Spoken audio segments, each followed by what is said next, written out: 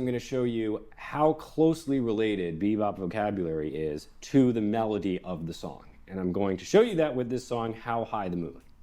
So the melody to How High the Moon goes like this.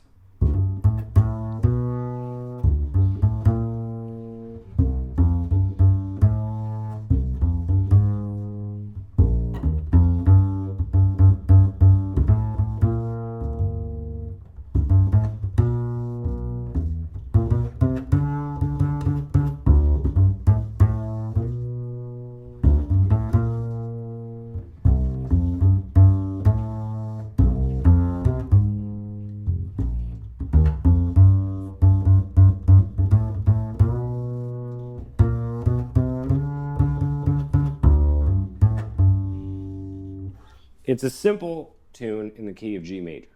Now, Charlie Parker wrote a melody on this. I don't like the word contrafact because no one used that word until a certain institution, which I will not name, decided to include it in their curriculum and call all of Charlie Parker's tunes contrafacts, which was not a word that he used or any of his peers used. It is a word that was invented at a certain music school, which again, I will not name. But his melody on this song is very closely related. I'm going to play his melody and then I'm going to show you how bebop vocabulary is really just an expansion of the melodies that you already know. His melody goes like this. It's called Ornithology.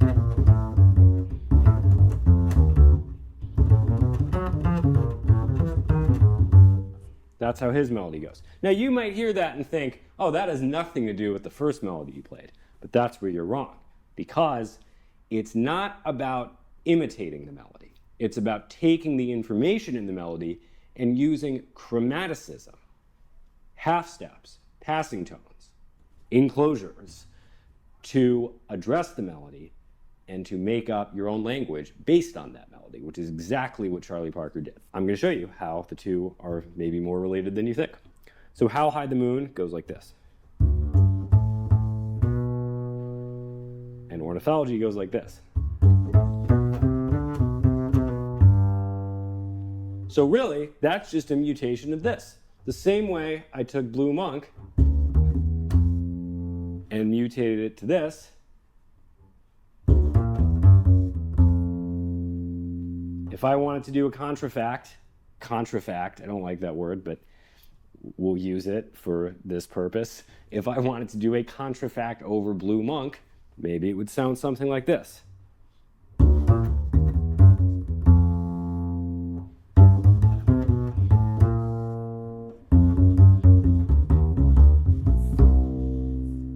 Just like Ornithology takes How High the Moon and goes. Then the next phrase of How High the Moon. What does Ornithology do?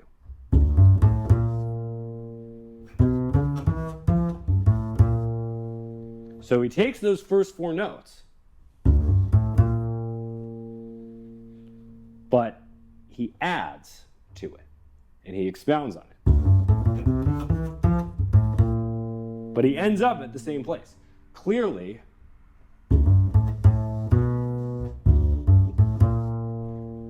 was the basis for this.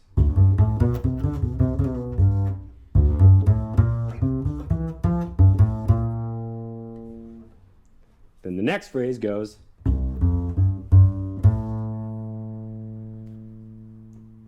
and his phrase goes. Okay, so maybe that one isn't as obvious, but it's still there. In some way, that is a mutation of. And the next phrase goes, and his goes. Again, maybe a little bit more abstract, but it's still the same principle. He's taking the note on which that phrase ends, and he's starting on that note, that A flat, and he's just adding some half steps. That's how the phrase starts, which you would never think has anything to do with an F minor 7. If I played that, you'd be like, what is he playing? But the way he ends it makes it clear. Then the next phrase, in How High the Moon, goes,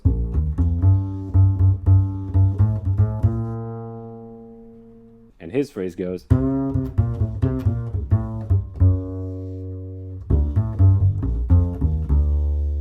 so it's getting more and more abstract, but the principle remains the same. And then the last phrase is actually very similar to the melody. So How High the Moon goes,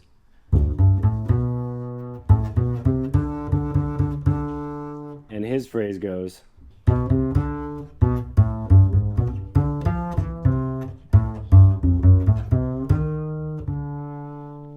first of all, this right here is literally 3, 5, 7, flat 9. It's literally D7, 3, 5, 7, flat 9. He's literally playing that. So that shows you how those 3, 5, 7, 9 or 3, 5, 7 flat 9 shapes are really important to soloing over these tunes. But also, the melody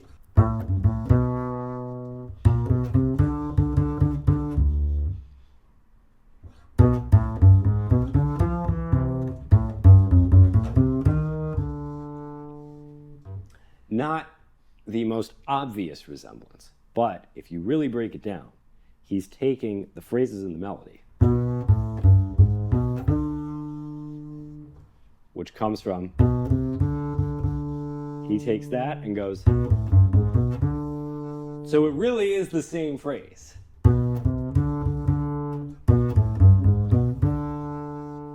And then he just adds,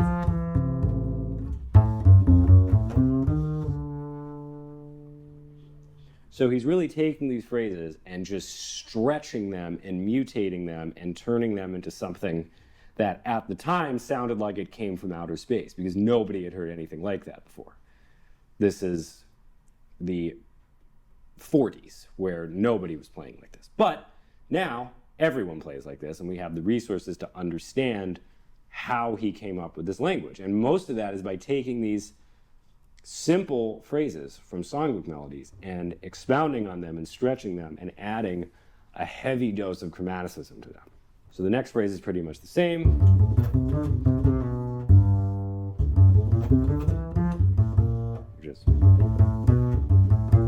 And this also repeats.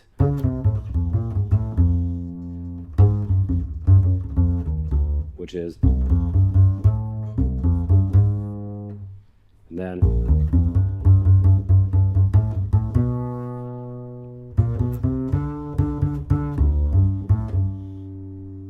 so this is interesting. How High the Moon ends like this. And he goes.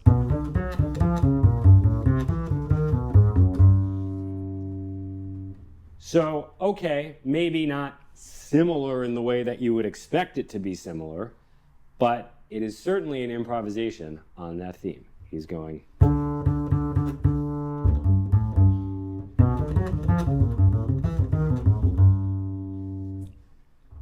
It sounds like he's taking the notes in the melody and making them into his own thing, which is exactly what he's doing. What he's really doing is he's taking minor triads and making them descend down to the root. So it's just, and then he ends up on the 1. So this is how you take a melody and turn it into jazz vocabulary. You're taking this simple melody, which was written for a Broadway show, and you're taking it and you're adding a ton of chromaticism to it, and you're improvising around it. If you know this melody to ornithology, you don't just have to play the melody to ornithology. You can improvise on this melody.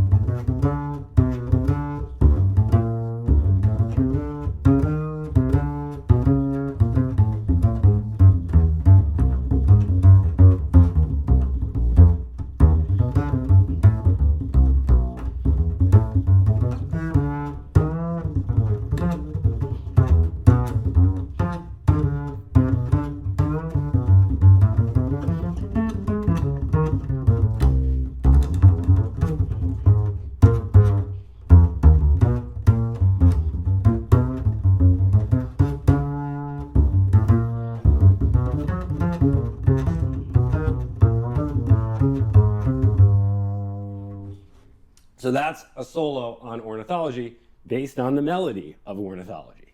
So that's taking a melody that's already expounding on How High the Moon, and now I'm expounding on that melody, and I'm turning it into something else. Again, I have a lot of experience doing this, so it's going to come out a certain way when I do it. But maybe when you do it at home, it might sound something more like this. You take this opening phrase to How High the Moon, and you turn it into something that sounds a little jazzier.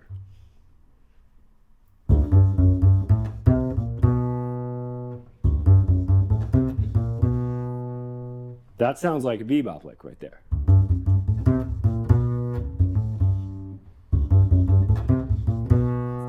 Maybe even less notes than that.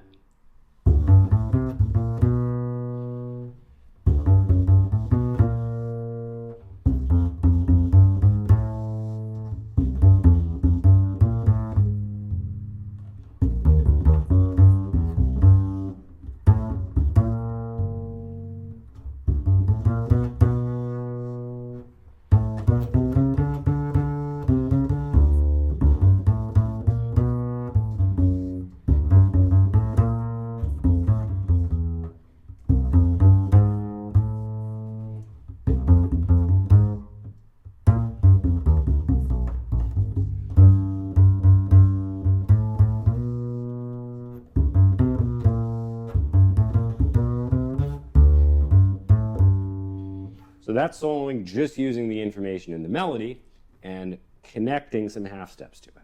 How do you connect half steps to a pre-existing melody? Well, you just do it. You know what the notes are, and the notes that surround the melody are right there.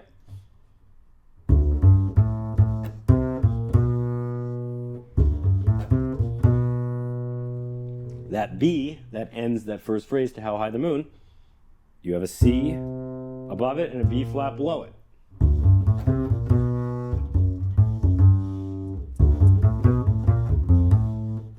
And then you have the 3, 5, 7, 9 to draw from as well. Soloing is really just an amalgamation of chromatic language and using the 3, 5, 7, 9 as your base to work off of. But to play a good solo, you have to understand the form first, and that's 50% of the battle.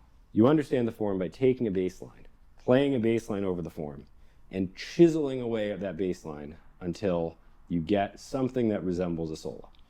And in this course, I have showed you how to do exactly that. For more courses like this, check out the Better Bass Lessons catalog. Thank you for watching and listening. I'm Cole Davis, and I hope I have helped you learn how to solo on the upright bass.